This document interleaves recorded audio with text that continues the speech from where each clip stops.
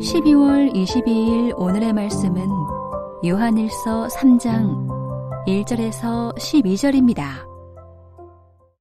보라, 아버지께서 어떤 사랑을 우리에게 베푸사 하나님의 자녀라 일컬음을 받게 하셨는가?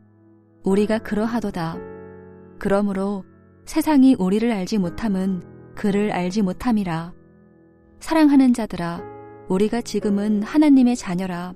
장래에 어떻게 될지는 아직 나타나지 아니하였으나 그가 나타나시면 우리가 그와 같을 줄을 아는 것은 그의 참모습 그대로 볼 것이기 때문이니 주를 향하여 이 소망을 가진 자마다 그의 깨끗하심과 같이 자기를 깨끗하게 하느니라. 죄를 짓는 자마다 불법을 행하나니 죄는 불법이라. 그가 우리 죄를 없애려고 나타나신 것을 너희가 아나니 그에게는 죄가 없느니라. 그 안에 거하는 자마다 범죄하지 아니하나니 범죄하는 자마다 그를 보지도 못하였고 그를 알지도 못하였느니라.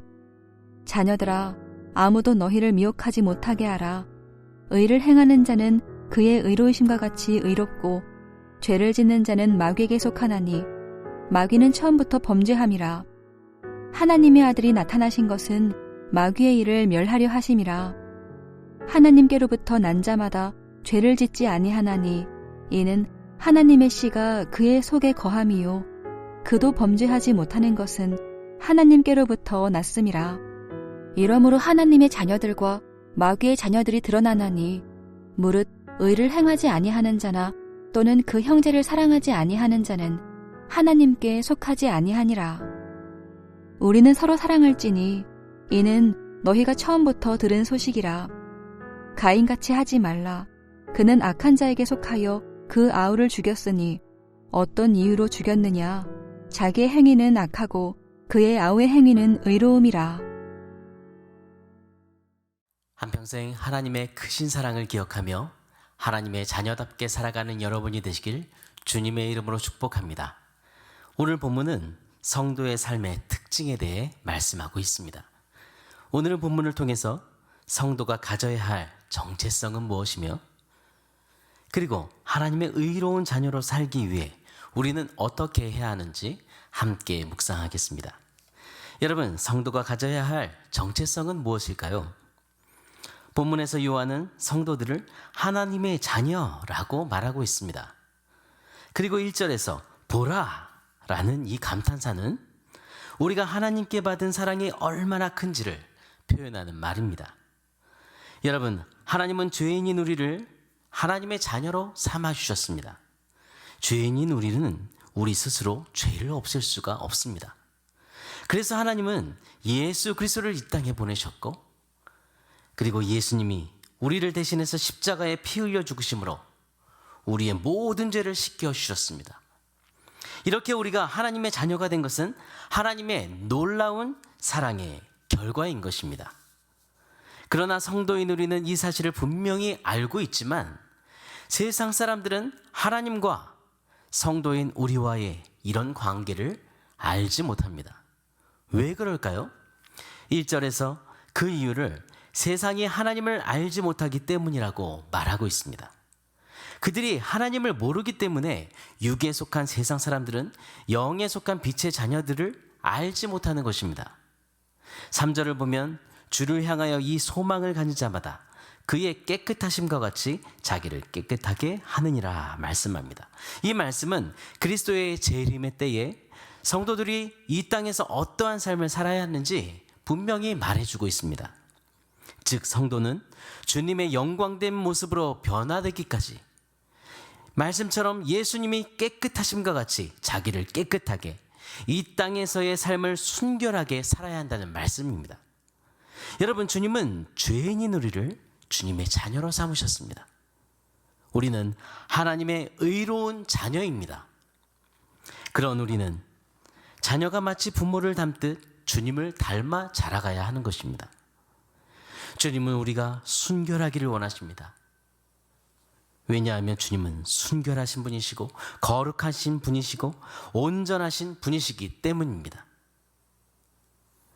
여러분, 우리가 누구인지 날마다 기억하면서 하나님의 의로운 자녀답게 살아가시기를 바랍니다.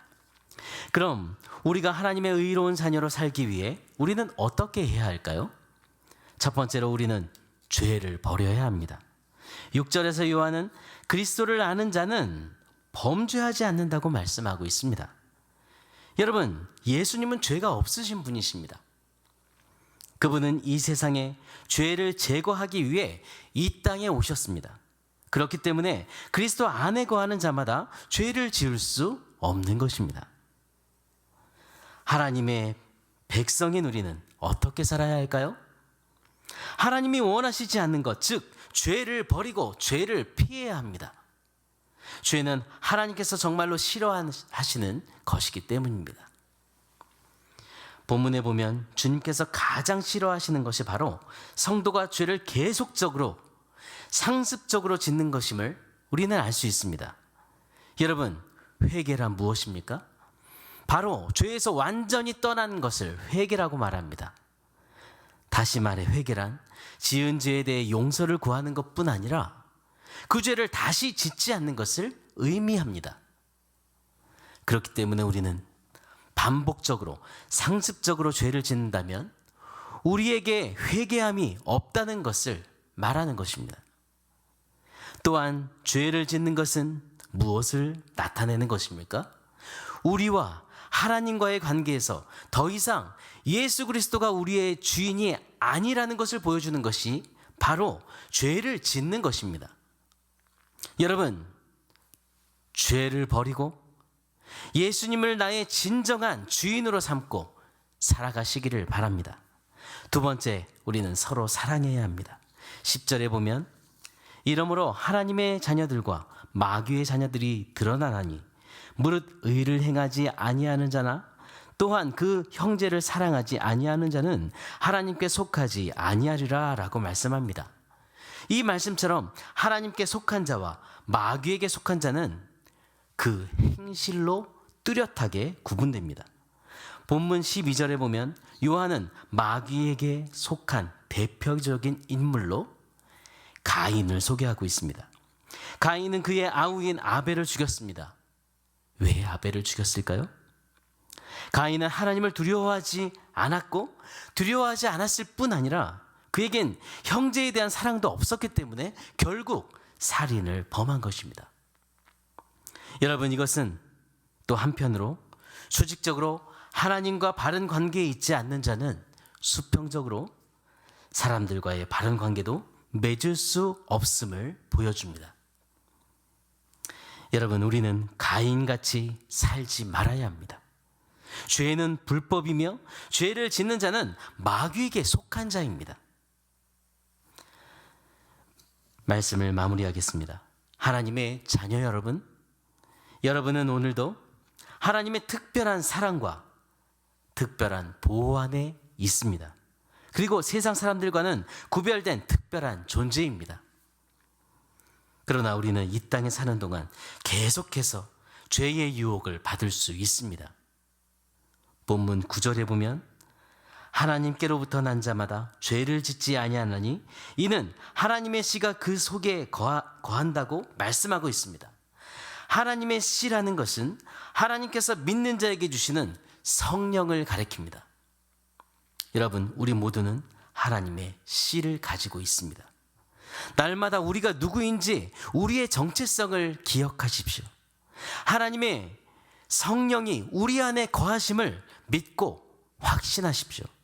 그리고 죄를 멀리하고 하나님의 자녀답게 살아가시기를 바랍니다. 오늘의 암구호는 죄를 멀리하고 하나님의 자녀다운 삶을 살자. 죄를 멀리하고 하나님의 자녀다운 삶을 살자. 이러한 삶을 살기를 소망하며 함께 기도하겠습니다. 하나님 아버지, 죄인인 우리를 위해 예수 그리스도를 보내주시고 그 피로 말미암아 우리의 죄를 씻어주시며 우리를 주님의 자녀로 삼아주신 사랑과 그 큰 은혜를 감사합니다.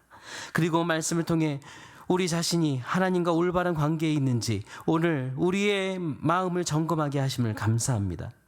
오늘도 우리가 얼마나 큰 사랑을 받은 하나님의 자녀인지를 기억하게 하시고 이 땅에서 하나님의 자녀로서 분명한 정체성을 갖고 살면서 주님이 기뻐하시는 일에 애쓰며 살게 해주옵소서. 우리에게 성령을 주신 주님, 날마다 모든 삶 속에서 우리를 유혹하는 죄를 분별하도록 영적인 민감함을 우리에게 주시길 기도합니다.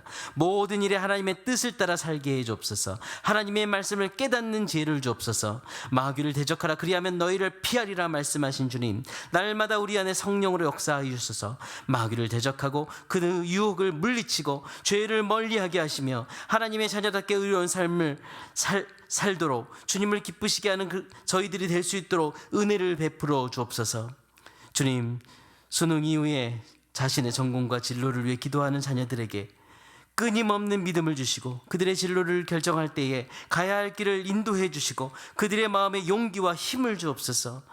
하나님 아버지, 천지 만물을 창조하신 우리 아버지 하나님께서 우리의 모든 문제를 다스려 주실 줄 믿습니다. 신보영 권사님을 긍휼히 여겨주시고 신약으로 항암 치료를 받을 수 있도록 인도하신 주님께서 모든 항암 치료 과정을 하나님이 인도하시며 권사님 함께해 주셔서 마음의 평안을 주옵소서. 항암을 잘 견딜 체력을 주시고 통증이 없으며 부작용이 없게 하시며 모든 과정들을 견디며 완전한 치료로 이루어지게 하나님 친히 역사하여 주옵소서. 하나님, 다시 한번 신보영 권사님의 생명을 살려주셔서 이 일을 통해 하나님이 영광을 받으시고 이 모든 치료 과정 통해 모든 길을 인도하시고 치료하시며 역사하시는 하나님을 우리 모든 공동체가 보게 해 주옵소서. 가족들이 주님을 바라보게 하시며 임종원 집사님, 하나님 특별히 또 피곤치 않도록 붙들어 주시길 원합니다.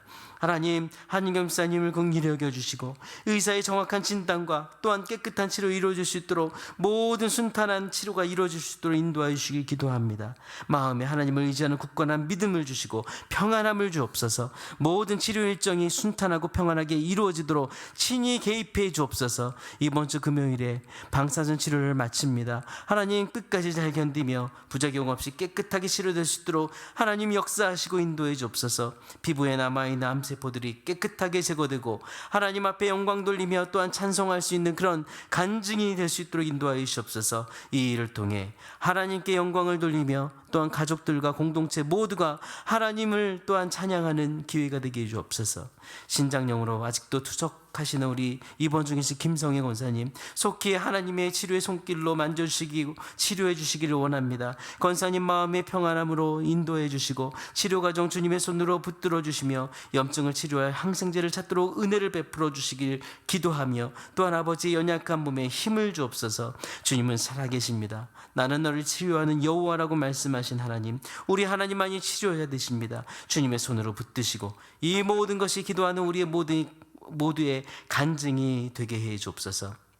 하나님, 이 추운 겨울 사랑하는 어르신들 건강하게 지낼 수 있도록 또한 언제 어느 곳에 있든지 믿음으로 주님을 바라보는 믿음의 또한 어르신들이 될 수 있도록 붙들어 주시길 원합니다. 하나님, 함께해 주시고 주의 말씀을 전하시는 담임 목사님에게 말씀의 지혜와 능력을 더해 주옵소서. 담임 목사님께서 주님의 말씀을 힘있게 전할 수 있도록 영과 육을 강건케 해주시고 성령으로 붙드시며 목사님께서 주님의 사명을 충성스럽게 감당할 수 있도록 부족함이 없는 힘과 능력과 지혜를 부어 주옵소서. 2023년 팀 구성과 조직이 순적히 구성되도록 은혜를 주시길 기도합니다. 기업하는 지체들, 오늘도 그 기업을 하나님 이끌어갈 믿음을 주시고 하나님 부족한 것 없이 하늘의 은혜를 그들의 모든 기업에 부어주셔서 하나님께서 정말 그 기업을 통해 역사하시며 또한 그 기업을 하나님의 기업으로 세우시는 그 모든 것들을 아버지 그들이 경험할 수 있도록 인도하여 주옵소서. 오늘도 우리의 모든 삶을 주관하시는 주님께서 아버지 하나님 우리와 함께 계심을 믿습니다. 우리를 사랑하시고 우리의 모든 삶을 주관하시며 동행하시는 살아계신 예수 그리스도 이름으로 기도드립니다. 아멘. 하늘에 계신 우리 아버지여, 이름이 거룩히 여김을 받으시오며 나라가 임하시오며 뜻이 하늘에서 이루어진 것 같이 땅에서도 이루어지이다.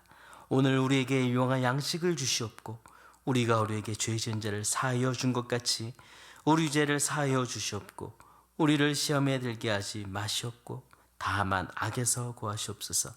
나라와 권세와 영광이 아버지께 영원히 싸움나이다. 아멘.